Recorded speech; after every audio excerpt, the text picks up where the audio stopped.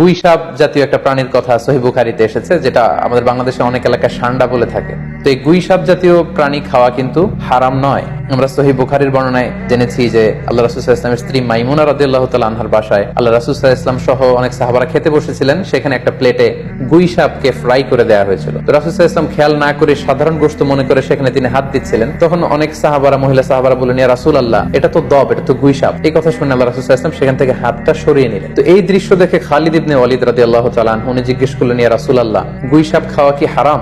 হারামুন আদ-দাব্বু ইয়া রাসূলুল্লাহ, আপনি যে হাত সরিয়ে নিলেন, গুই সাপ খাওয়া কি হারাম? আল্লাহ রাসূল সাল্লাল্লাহু আলাইহি ওয়াসাল্লাম বললেন যে না, গুই সাপ খাওয়া হারাম নয়, তবে আমি এটা খেয়ে অভ্যস্ত নই, আমাদের এলাকাতে এটা পাওয়া যায় না, এজন্য আমি এটা খাচ্ছি। তাহলে বোঝা গেল এক্ষেত্রে এটা রুচির সাথে সম্পৃক্ত। তো গুই সাপ হালাল বলে যে গুই সাপ আমাদেরকে খেতে হবে, সান্ডা আমাদেরকে খেতে হবে, এমন কোনো কথা নেই। আপনার যদি রুচিতে কুলায় আপনি খাবেন, আর রুচিতে যদি না আসে তাহলে আপনি খাবেন না।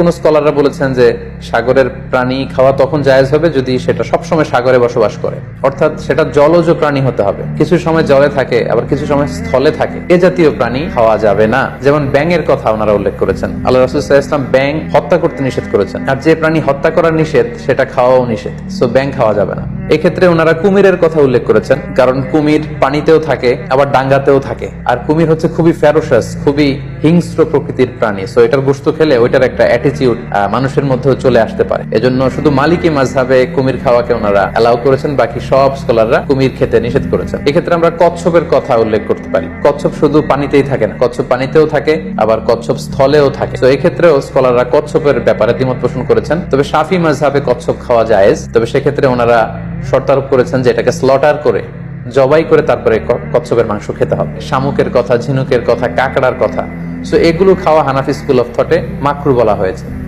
ওনারা মনে করেন যে এগুলো মাছ জাতীয় প্রাণীর অন্তর্ভুক্ত নয়, বরং এগুলো দেখতে অনেকটা কীট পতঙ্গ বা পোকামাকড়ের মতো, এগুলো জলজ প্রাণী, ফলে এগুলো খাওয়া যাবে না।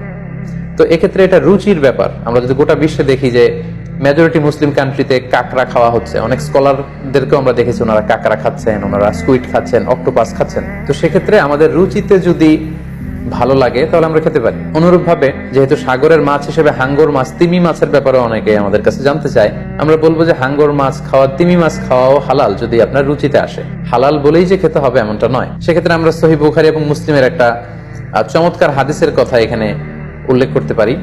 সেখানে আমরা জেনেছি যে সাহাবাদের একটা দলকে আল্লাহ রাসূল সাল্লাল্লাহু আলাইহি ওয়াসাল্লাম একটা নৌ সফরে পাঠিয়েছিলেন। বেসিক্যালি কুরাইশদেরকে আটকানোর জন্য সাওয়াহিলি পথে, সাগরের উপকূল দিয়ে ওনারা গিয়েছিলেন। সাথে খাবার ছিল না, খেজুর ছিল, খেজুর শেষ, গাছের পাতা পেরে পেরে ওনারা খেতেন। হঠাৎ প্রচন্ড ক্ষুধার্ত অবস্থায় 300 জন সাহাবীর একটা কাফেলা, তারা সাগরের পাড়ে যেয়ে দেখলেন সাগরের ঢেউয়ের ধাক্কায় বিশাল এক তিমি মাছের মতো একটা প্রাণী পড়ে আছে। ওনারা এই তিমি মাছ তখন খেতে আরম্ভ করলেন। তারা সেখানে প্রায় 1 মাস ছিলেন, সংখ্যায় ছিল 300 জন সাহাবীর মতো। ওনারা এই তিমি মাছ খেয়ে, এটাকে ফ্রাই করে, এটাকে সিদ্ধ করে করে টানা 1 মাস ওনারা খেলেন। এবং হাদিসে এসেছে যে আমরা এই তিমি মাছের গোশত খেয়ে, যদিও হাদিসে শব্দটা এসেছে আম্বার জাতীয় একটা মাছ, তো এটা এত বড়, এটা ব্লু ওয়েল টাইপের কোন একটা মাছ হবে, নীল তিমি টাইপের কোন একটা মাছ হতে পারে, কারণ হাদিসে এসেছে মাছের গোশত খেতে খেতে এটার কঙ্কাল বের হয়ে আসলো। তো একজন সাহাবা এটার পাজরের একটা কঙ্কালকে বালুর মধ্যে গেড়ে দাঁড় করালেন, কঙ্কালের একটা হাড্ডি। এই হাড্ডিটা এত বড় ছিল যে সাহাবারা ওই হাড্ডির নিচে দিয়ে ওট সহ, ওটার হাওদাত সহ যেতে পারছিলেন এবং ব্যাক করতে পারছিলেন। তাহলে সেই তিমি মাছের কঙ্কালের স্কেলিটনের পাজরের হাড্ডিটা কত বড় ছিল, সেখান থেকে আমরা বুঝতে পারি এটা তিমি টাইপের কোন একটা মাছ হবে। সফর শেষ করে ওনারা যখন মদিনায় আসলেন, তখন আল্লাহ রাসূল সাল্লাল্লাহু আলাইহি ওয়াসাল্লামকে ওনারা পুরো ঘটনার বৃত্তান্ত খুলে বললেন এবং জিজ্ঞেস করলেন, ইয়া রাসূলুল্লাহ, এই যে এত বড় তিমি মাছের মতো একটা মাছ যে আমরা খেয়েছি, আমরা তো জানি না এত বড় মাছ এটা খাওয়া শরীয়তে বৈধ কিনা। আল্লাহর হাবিব সাল্লাল্লাহু আলাইহি ওয়াসাল্লাম বললেন, এটা বৈধ, তিমি জাতীয় মাছ এগুলো খাওয়া বৈধ, এটা আল্লাহ তাআলা তোমাদের জন্য রিজিক হিসেবে রেখেছিলেন।